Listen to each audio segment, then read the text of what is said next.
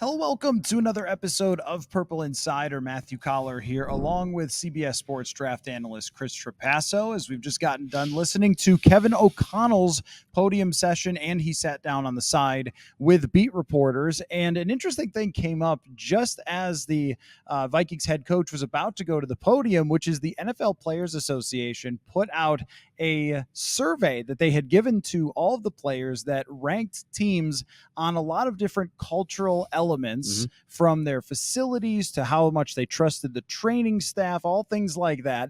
And let's just say that the Washington Commanders won't be too happy in seeing it, but the Minnesota Vikings were. They ranked number one, Chris. And I wouldn't bring this up if I didn't think it was actually important, because Kevin O'Connell, of course, was very happy to talk about how they were the number one team and got A's across the board. But what really got me thinking about is last year at this time, we were discussing about the Vikings changing cultural elements, and sort of we roll our eyes a little bit when coaches say culture and things like that.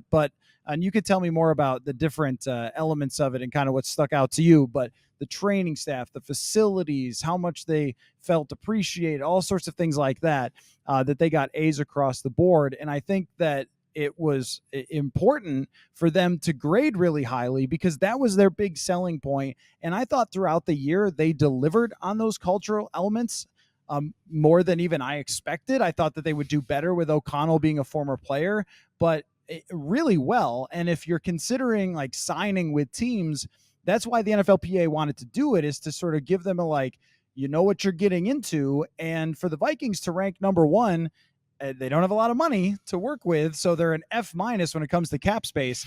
But I think that this is a home run for them, for like Kevin O'Connell to be here and have his players saying that about their situation. Yeah, it's gigantic, and it's for the first time. We were talking about this on the way over, that we hear so many coaches, or every coach, talk about changing the culture, having a great culture. This is the first time that there is the input from the players that's quantifiable. And like you mentioned, the Commanders, they got a couple F minuses, which we realize is not really a real grade. I don't think you can get an F minus in school.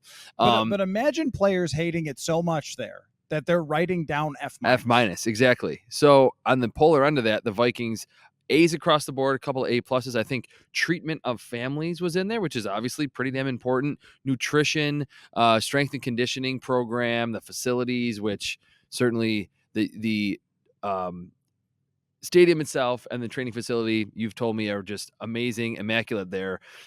It was really interesting. I read it right away as we were waiting for Kevin O'Connell. Tom Pelissero got in a question about it because it was striking. If the Vikings were 10th or 16th or even in like the top 10, it wouldn't really be noteworthy. But to pass with flying colors, and not just to do that, but to be the best in the league, I think there is trickle down to maybe some hometown discounts, or a way for the Vikings negotiators during free agency to say, hey, look, this is what you're getting to come here. Maybe not taking as big and as lucrative of contracts to sign with the team this offseason. Well, and they have some players who are on the list that they want to give contract extensions to. And TJ Hawkinson obviously is already in that group, but Justin Jefferson at the top of the list for somebody that they want to stay long term. And then Dalvin Tomlinson, who they're trying to talk into it as well. And this just strengthens their case. And I mean, this is an organization that I've joked with you, and it is a joke the way that I'm going to say it, is that they love their players too much because they will pay them any contract that they want, including, Dalvin Cook's contract and Harrison Smith's, which were way above, in my mind, what they were looking at with market value. But it seems that when we talk about the ownership of this team and where they put their money and their vision, it's clear that they care a lot about having the players want to be there. And there's no like other way to put it than this is really good for them to come out at the top of that list. And I think it says something even about someone like TJ Hawkinson. Are you considering leaving? And they can use this. Like, for sure, it literally does not get any better than this, according to the players. So I think that's good for them. Players who get drafted to them are going to also be aware of this. I think this is going to make a lot of ripples with that. And you look at like Arizona, and wow, they were getting horrendous grades. It wasn't just Washington, but a lot of teams around the NFL. So Kevin O'Connell naturally was just like beaming. Yeah. But I think there is a point to be made that this was the plan. And a lot of people can say it, but to actually execute your plan and be able to show it quantifiably is a big deal for Kevin O'Connell for where he stands. And also, if you drop back a little next year or you need time to rebuild some elements of your team, but you maintain those parts of it, it helps you kind of not fall off the map because you can always entice free agents Exactly. to come to Minnesota. Yeah, 2 points that I want to make. Number one, I think the Wilfs, it shows, like you've told me, and again, now it's quantifiable, that they really care about their players. I don't think that's the case for a lot of owners. I think most of them kind of view their players as commodities, and that's it. And I thought the treatment of families, I think they got an A+ there. That's huge. That's gigantic. And the second part, now we don't have to like roll our eyes with the Vikings every time they say we're trying to build a strong culture, and they have this like almost from a coach speak Bible. Like, here's what you say about the culture. Now it's legitimate, and it's not eye roll inducing. It's legitimate with the Vikings. And like you mentioned, it will be interesting to track during free agency, during maybe undrafted free agency, if they end up hitting on some of those players, guys who decide to come here or to come to the Vikings. Was that part of the equation? Are we going to see, again, hometown discounts, not as big deals, signing with the Vikings in free agency? I really think it's just getting another edge in this team building process, which any edge you can get with analytics, with culture, which again, you were never able to point to anything. Now you can. It certainly helps as you kind of build to try to win a Super Bowl. Right. I don't have any more hot takes on it other than that's just a really good day for Yeah. Kevin O'Connell to get that news. Now, as far as news items go from Kevin O'Connell, at the top of the list is what he said about Lewis Cine, that not only is Lewis Cine ahead of schedule in his rehab and has been Instagramming, as one does as a youth, Yes. some of the updates, but you can never tell from someone putting on IG what that really means. So I don't tend to put a whole lot of stock in it, but he said he's been at the facility and in his office all the time, trying to push for, it seems, getting on the field as soon as possible. And I wanted to ask you, Chris, about projecting him and how much you weigh what we saw last year, which was very, very little, but he didn't really get on the field right away, with what you remember from last year's draft season, because I think that this is very pivotal for Lewis Cine, even though he's coming off an injury, and we need to understand that. But this offseason, being ready to play by next year and then winning that job in training camp, we're always evaluating, was he a hit? Was he a miss? And I have not been willing at all to say Lewis Cine is a miss because his first training camp, he didn't dominate. That happens all the time for someone who was not a top 10 draft pick.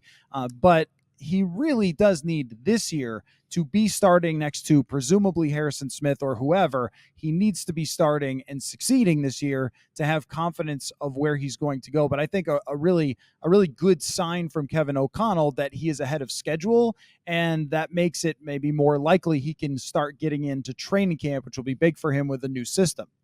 Yeah, that's the key point, is that this injury happened really early, and this is at his age with modern medicine and how quickly these players tend to heal in the NFL, especially when they're 22 and not 32, and they have, played 10 NFL seasons and gotten banged up all along the way.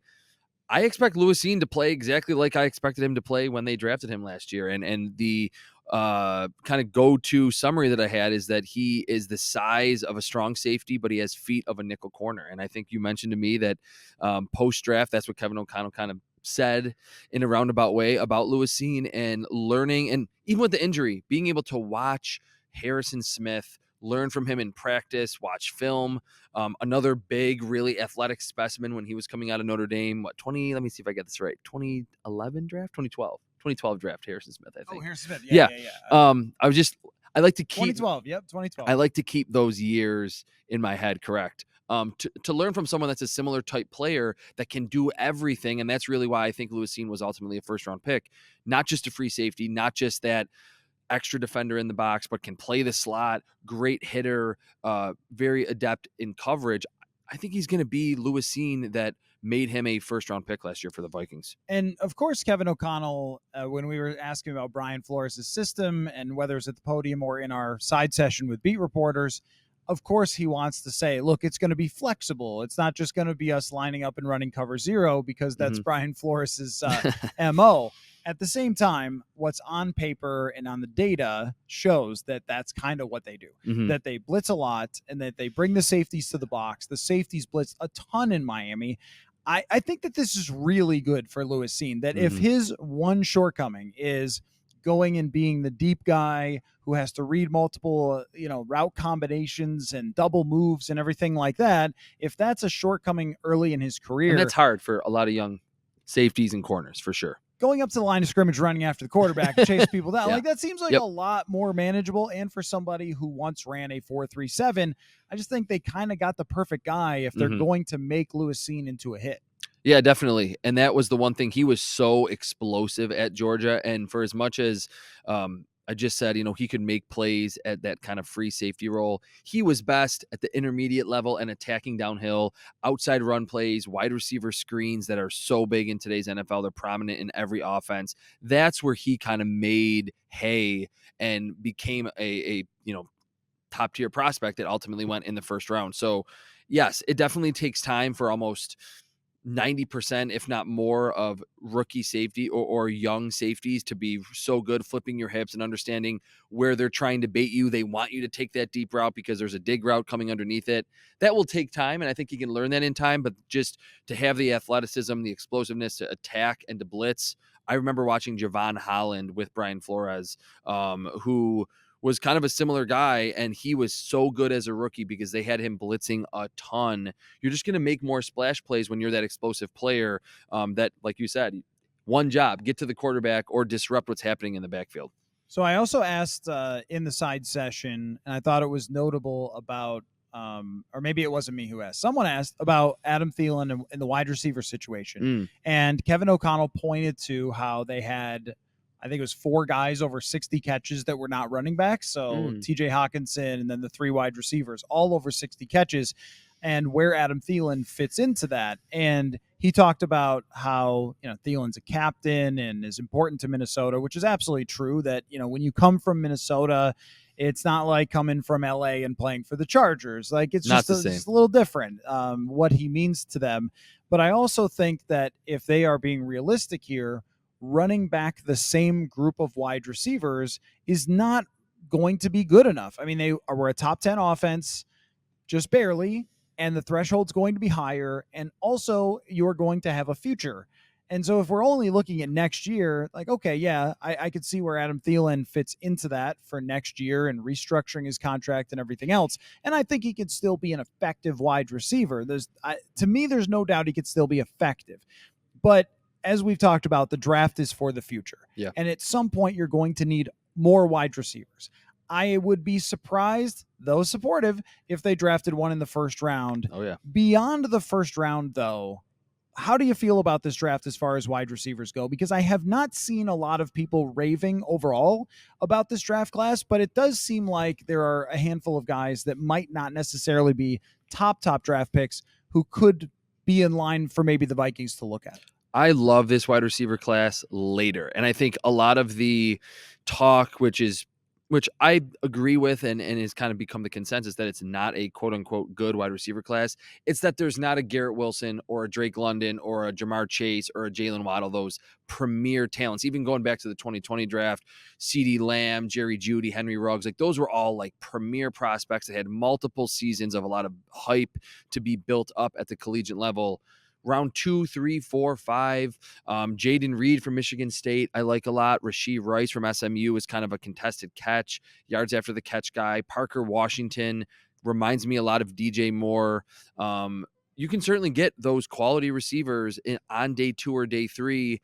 Maybe you don't want to go deep into day 3, 5th, 6th round, but I think between round 2 and round 4, we'll still see a few wide receivers in the first round, but that is the true strength and the kind of meat of this wide receiver class, which probably bodes well for the Minnesota Vikings, that if they don't follow our instructions to pick a receiver in the first round, they'll be able to get a lot of those quality players who don't have to step in and be that number 1 guy, of course, right away. And maybe even not like a 1A with TJ Hawkinson there as a focal point or one of the focal points of the passing offense, just to kind of slowly mature your way into a wide receiver 2 role that's maybe going to start with getting the 3rd or 4th most targets early on and then kind of grow into a bigger role later into their careers. So, yeah, I mean, that's it's something that they should really be looking at, no matter where it is. That if you just try to draft needs when you need them, you've already missed the train.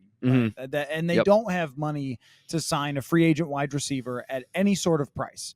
I mean, except for the bottom of the barrel, which they've tried so many times. Did you have any Jalen Naylor thoughts? By the way, he came into a couple of games and did some stuff, but it was always like the game was over or it didn't necessarily matter, like the Week 18 game. But the man can run. I mean, he's very quick. I wasn't sure if he was ever on your radar. No, he was. I definitely remember scouting him, running down the field, making big plays. He had one big game last season at Michigan State that I remember. I want to say it was like close to 200 yards, if not more than that, and a lot of it was just vertical stuff down the field.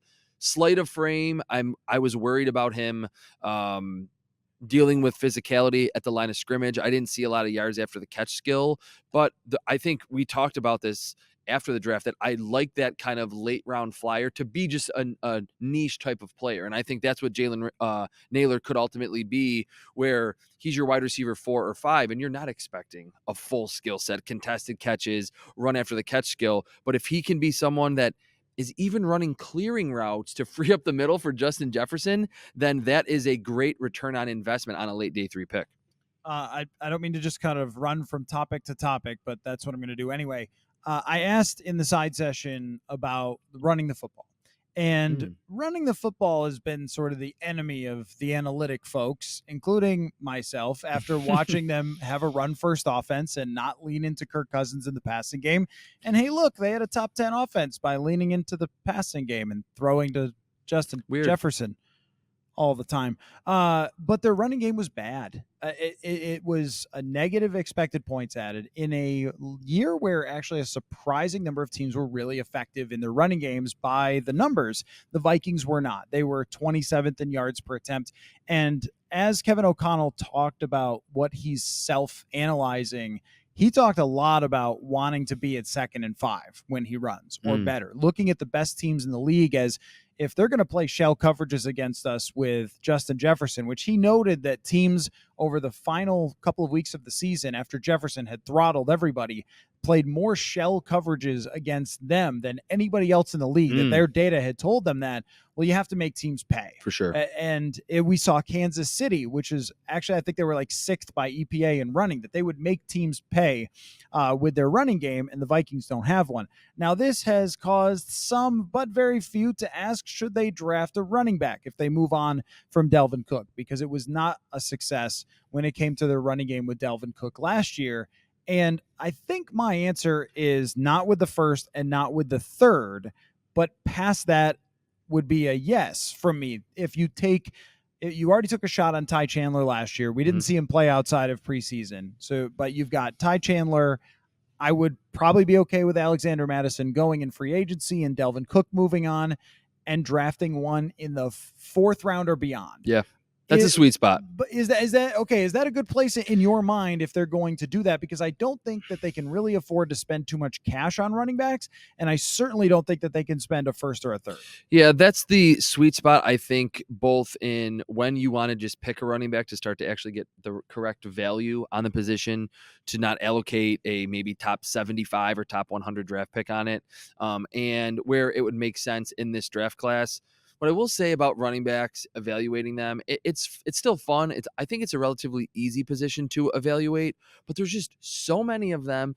There's so many that are available in every single draft that I don't really nitpick with that position. It's almost like, okay, let them pick a running back that maybe has run a lot of outside zone stuff in college and then just plug him in 5th, 6th, 7th round. If the blocking is good, he'll be a good player. And that, I think, was a key problem with the Vikings last year, that we initially did not like the Ed Ingram selection because he was not a zone blocking scheme guard. And I remember that, I think, first game of the season, he played well, and I got some backlash from some Purple Insider people saying like, hey, I think you were wrong on this.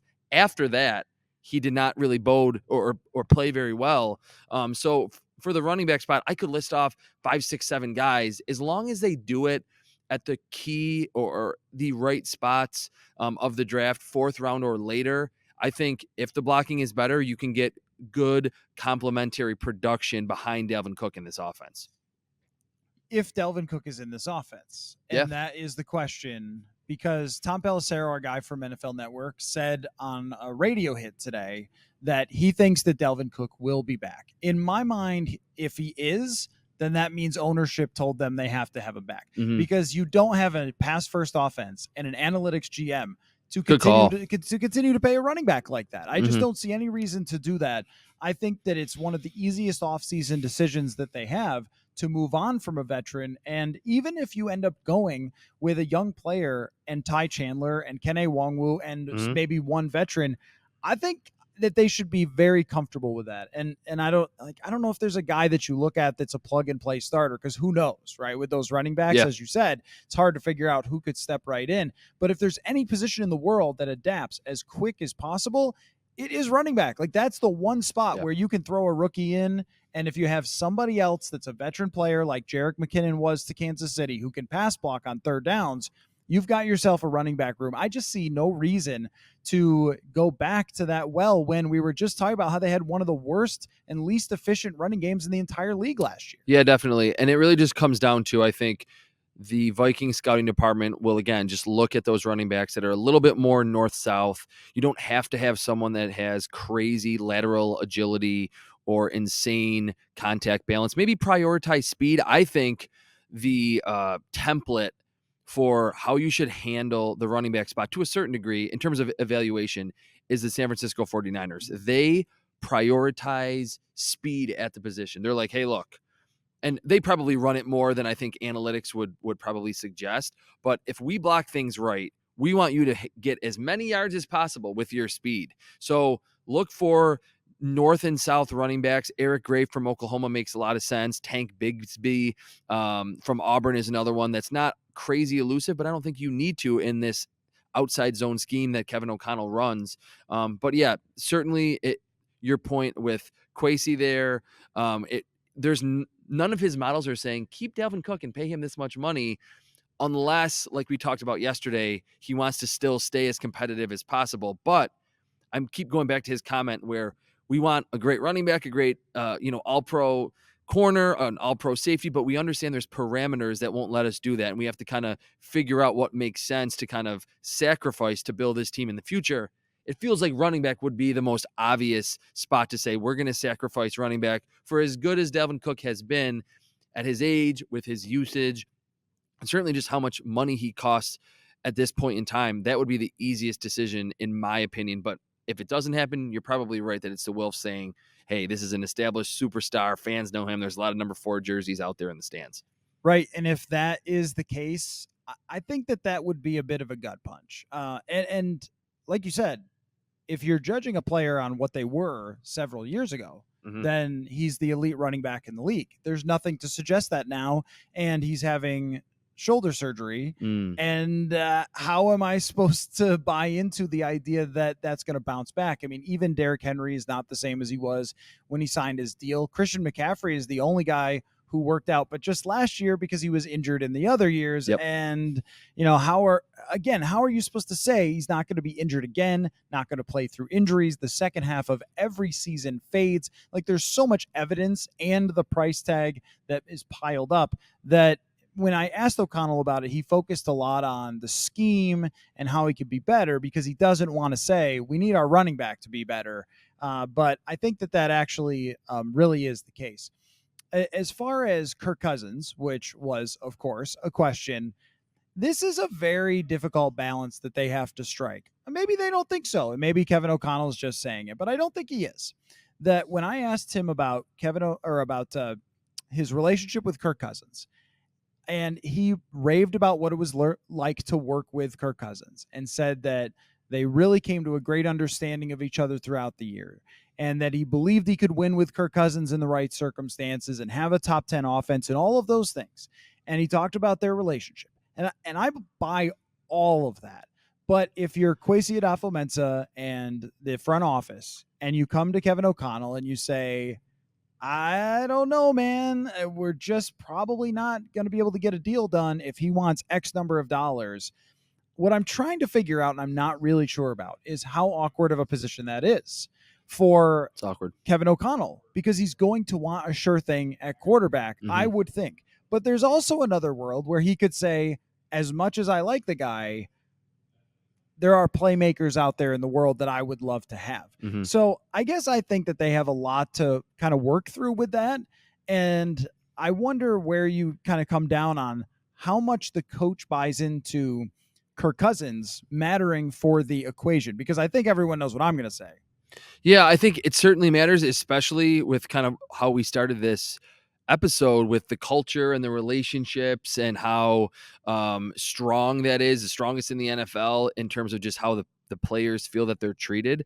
I think it certainly matters, and it goes back to the point where we've mentioned repeatedly that the Vikings, I do think, want to remain competitive, and usually it's the head coaches that say, hey, I want to keep this veteran, keep that guy, keep this player that I know that he's an established guy. And it's the GMs and the scouting department that says, look, there are better pieces out there. We can do that. So I certainly think, like I mentioned, it will be slightly awkward. But with guys like Christian Darrisaw and Brian O'Neill coming off the injury, but was, an elite right tackle before the injury, and then Justin Jefferson, you have to be in Kevin O'Connell's shoes and ultimately come to the point where you think, okay, it's not like if we get rid of Kirk Cousins, we are the worst team in the league. We have no good players. If they're going to try to rebuild the defense this year, then maybe next year it's a new quarterback. I think you're still in a pretty good spot where you don't feel like you're just left out in the cold, where you're kind of suddenly don't have any talent on the offensive side, being an offensive-minded head coach who calls the plays. It's hard to really put myself in Kevin O'Connell's shoes after his comments and know if it's like I'm very happy with this quarterback and how he played. And when you go back and evaluate him, I like what I see, but there's a future in this. And O'Connell did say that every year he evaluates all the quarterbacks because he's a former quarterback, and it matters to him. And you never know when something's going to come up, when someone's a free agent.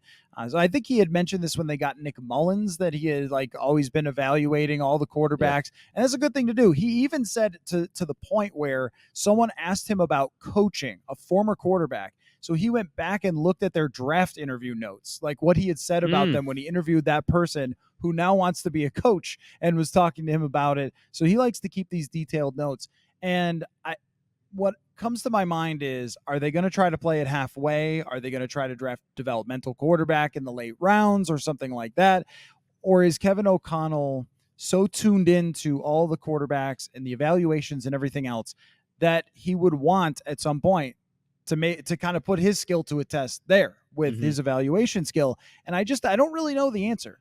But I think that when they took over, they had to have had that conversation of how long is this guy going to be the quarterback? Yeah. And almost no matter how many games he wins. But Kevin did not go as far as Kwesi, who said, basically, if we can't get this done, it is what it is, was what Kwesi Adafo-Mensah said. And that was like, oh, well, that's not the ringing endorsement exactly. That was more of the hey, stuff happens that might not work out. We're going to kind of be steadfast in what we want, where O'Connell was much more willing to kind of go far with how he felt about Kirk Cousins. I know that I don't buy into the idea of a development quarterback or anything like that. I do wonder if they take a swing at one in the middle or late rounds to play it halfway and see if they can find a diamond in the rough, or a Brock Purdy or a Dak Prescott or something, because he does love the evaluation process of quarterbacks so much.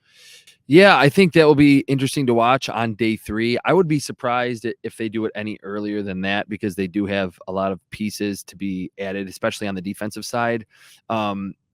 It's kind of par for the course, like I mentioned, that the head coach is kind of wants to hang on to the guy, where it feels like you mentioned from Tuesday, Kwesi kind of almost, to me, without coming out and saying it, which of course he wouldn't, he's like, Kirk's going to play this year, and then we'll go to the table with him and offer him something, but he's going to want fully guaranteed 3-year deal. We're not going to give him that. Which I don't blame Kirk for doing, by the way. No, definitely not. And I also will not blame the Vikings for being like, okay, thank you for your services. You were great, but we're going to move on. We're not going to pay you that into your mid-30s at that point. And it just kind of makes sense. It's par for the course for the new GM, where we always hear that new GMs want their guy, and it usually happens right away. I think Kwesi understanding, I don't want to enter year 2 or year 3 with a 9-25 record, to get last season under his belt, to win as many games as they did, to hopefully still be right around the playoff hunt this year as the defending NFC North champions, then when you want your guy, you could maybe even pick a quarterback. And even if he's not amazing right away, you could get the chance to draft another quarterback like they did in Chicago with Justin Fields. It seems like obvious that the coach wants to maintain that status quo, but it kind of feels like the writing is on the wall. Kirk Cousins will be here this year. And then after that, there's not going to be a long-term or even a 2 or 3 year extension for Kirk Cousins. I know we're always in Indy trying to read through all the lines and stuff like that. I think that was where the GM needed to stand, so it's not making too many headlines for a negotiation. And also where the coach needs to stand is that, oh yeah, I got my quarterbacks back, because if you do sign them to a long-term extension, you don't want to be anywhere on tape saying, yeah, I don't know if we change quarterbacks. Oh, well, like the GM can kind of say that, but the head coach most certainly cannot. But this is one of those topics that can break up a marriage. And it did in the last GM and head coach. When I arrived in Minnesota in 2016, I mean, Rick Spielman and Mike Zimmer were very much on the same page. They were in lockstep. And then by the time they both were fired, they weren't talking. Yikes. And who was at the center of that? Different feelings about the quarterback position. That's how much it means. And I think that they understand that. So they have to be on the same page. I get the feeling that they probably are, but just if you were wondering, Kevin O'Connell just heaped praise on his relationship with Kirk Cousins. And real quick before we wrap, was there anything else from his press conference that sort of stuck out to you? Because, with the press conferences here at the podium, sometimes people just come up and ask about Brian Daboll, or like multiple questions about Brian Daboll, which is super awkward since they lost to him in the playoffs. It's like, hey, what about your ex-girlfriend? How's she doing? Yeah, that's what it was like. She's got a new job or something. You're like, dude, come on. There was 2 or 3 questions. 3 questions about Brian Daboll. Not to criticize the reporter. I'm just saying it's awkward. Yeah, I was just checking my notes. To me, and it just kind of sparked in my head when this happened, I wrote that Kevin O'Connell raved about Brian Flores and his impact on this coaching staff.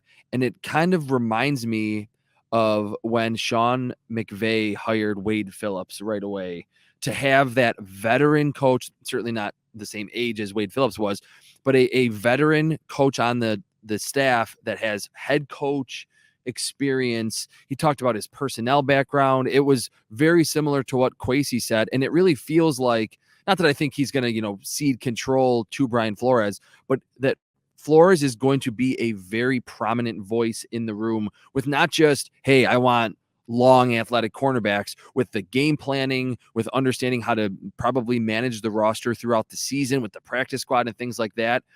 Kevin O'Connell is super successful, but was a first-year coach and is still pretty young. I think it is a smart decision to bring in, again, someone that has been a head coach and probably got some of those Dolphins teams to play better than really their roster should have ultimately played. It just reminded me so much of that, and certainly Kevin O'Connell's connection to Sean McVay. I think he probably felt similarly to have kind of that parallel early in his head coaching career. I agree. I don't think that with him and Ed Donatel, there was ever really a synergy. There was much more of, I do the offense, you do the defense. Yeah. And the way that he's talking about it so far, I think you can see that connection at a much deeper level. So less like hardcore news addressing things today, and more of kind of an overarching feeling from Kevin O'Connell here from Indianapolis. Chris Trapasso has done a tremendous job on the show breaking these down, and make sure you follow him at Chris Trapasso, CBSSports.com, and we will carry on our coverage here from Indianapolis. Thanks for listening.